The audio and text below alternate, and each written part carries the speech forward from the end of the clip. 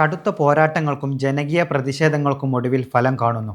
കോഴിക്കോട് താമരശ്ശേരിയിലെ ഗുരുതരമായ പരിസ്ഥിതി ജലമലിനീകരണത്തിന് കാരണമായ fresh cut organic product private limited എന്ന സ്ഥാപനം അടിയന്തരമായി അടച്ചുപൂട്ടാൻ സംസ്ഥാന മലിനീകരണ നിയന്ത്രണ ബോർഡ് ഉത്തരവിട്ടു. ബോർഡ് ചെയർപേഴ്സണിന്റെ ഉത്തരവിനെ തുടർന്ന് കട്ടിപ്പാറ ഗ്രാമപഞ്ചായത്ത് കമ്പനിക്ക് സ്റ്റോപ്പ് മെമ്മോ നൽകിയിരിക്കുകയാണ്. ജനങ്ങളുടെ തുടർച്ചയായ പരാതികളെയും കടുത്ത ദുരിതങ്ങളെയും തടയാൻ നടപടിയെടുക്കാത്ത പ്ലാന്റിനെതിരെ ഒടുവിൽ അധികൃതർ കർശനമായ നടപടിയിലേക്ക് കടന്നിരിക്കുന്നു. താമരശ്ശേരി അമ്പായത്തോടിലെ ഇറച്ചിപ്പാറയിൽ പ്രവർത്തിക്കുന്ന കോഴി അറവ് മാലിന്യ സംസ്കരണ യൂണിറ്റിനെതിരെയാണ് മലിനീകരണ നിയന്ത്രണ ബോർഡിന്റെ ഈ നിർണായക നടപടി.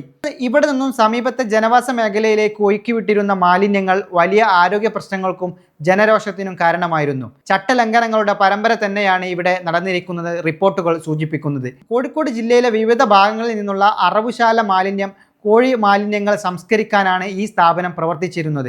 എന്നാൽ വെറും 20 ടൺ സംസ്കരണ ശേഷി മാത്രമുള്ള ഈ പ്ലാന്റിലേക്ക് 200 ടണ്ണോളം മാലിന്യമാണ് എത്തിച്ചിരിക്കുന്നത് എന്ന് നാട്ടുകാർ ആരോപിച്ചു. സംസ്കരണത്തിലെ അപാകതകൾ മൂലം പ്രദേശത്താകെ സഹിക്കാനാവാത്ത ദുർഗന്ധം വമിക്കുകയും സമീപത്തെ ജലാശയങ്ങൾ പൂർണ്ണമായും മലിനമാവുകയും ചെയ്തു. കഴിഞ്ഞ ദിവസങ്ങളിൽ പ്രദേശത്തുണ്ടായ കനത്ത മഴയാണ് പ്ലാന്റിന്റെ നിയമലംഘനങ്ങൾ വീണ്ടും പുറത്തു കൊണ്ടുവന്നതും അടിയന്തര നടപടിക്ക് വഴിവെച്ചതും. അവിടെ സൂക്ഷിച്ചിരുന്ന ടൺ കണക്കിന് കോഴി മാലിന്യങ്ങൾ പുഴയിലെ വെള്ളത്തിൽ കലങ്ങിയിരുന്നു. പുഴയാകെ മാലിന്യമായതോടെ കുടിവെള്ള സ്രോതസ്സുകൾ പോലും ഉപയോഗശൂന്യമായി. സംഭവം അറിഞ്ഞ് സ്ഥലത്തെത്തിയ PK ഫിറോസ് MLA പ്ലാന്റ് സന്ദർശിക്കുകയും ജനങ്ങളുടെ ബുദ്ധിമുട്ടുകൾ നേരിട്ട് മനസ്സിലാക്കുകയും ചെയ്തു. കമ്പനി എത്രയും വേഗം അടച്ചുപൂട്ടാൻ ആവശ്യമായ നടപടികൾ സ്വീകരിക്കുമെന്ന് അദ്ദേഹം നാട്ടുകാർക്ക് ഉറപ്പു നൽകിയിരുന്നു. ഇതിന് പിന്നാലെയാണ് മലിനീകരണ നിയന്ത്രണ ബോർഡിന്റെ പൂട്ടൽ ഉത്തരവും കട്ടിപ്പാറ പഞ്ചായത്തിന്റെ സ്റ്റോപ്പ് മെമ്മോയും എത്തുന്നത്. താമരശ്ശേരി, കട്ടിപ്പാറ, ഓമശ്ശേരി എന്നീ പഞ്ചായത്തുകളിലെ 1000ഓളം കുടുംബങ്ങളാണ് ഈ സ്ഥാപനത്തിന്റെ ദുർഗന്ധവും മലിനീകരണവും കാരണം ദുരിതം അനുഭവിക്കുന്നത്. ജനകീയ കർമ്മസമിതി, നദീ സംരക്ഷണ സമിതി എന്നിവയുടെ നേതൃത്വത്തിൽ ശക്തമായ പ്രക്ഷോഭങ്ങളാണ് ഇവിടെ നടന്നു വന്നത്. 2025 ഒക്ടോബറിൽ സമരസമിതി നടത്തിയ പ്രതിഷേധം വൻ സംഘർഷത്തിൽ കലാശിച്ചിരുന്നു.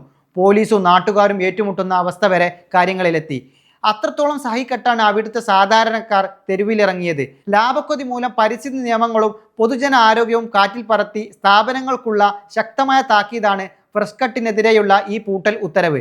5 ഗ്രാമപഞ്ചായത്തുകളിലെ 1000ഓളം കുടുംബങ്ങളാണ് സ്വസ്ഥ ജീവിതവും കുടിവെള്ളവുമാണ് സംരക്ഷിക്കപ്പെടുന്നത്. ഈ ഉത്തരവ് വന്നതിനാൽ 5 ഗ്രാമപഞ്ചായത്തുകളിലെ 1000ഓളം കുടുംബങ്ങളുടെ സ്വസ്ഥ ജീവിതവും കുടിവെള്ളവുമാണ് സംരക്ഷിക്കപ്പെടുന്നത്. Waytonikah.com, the exclusive Muslim matrimonial site.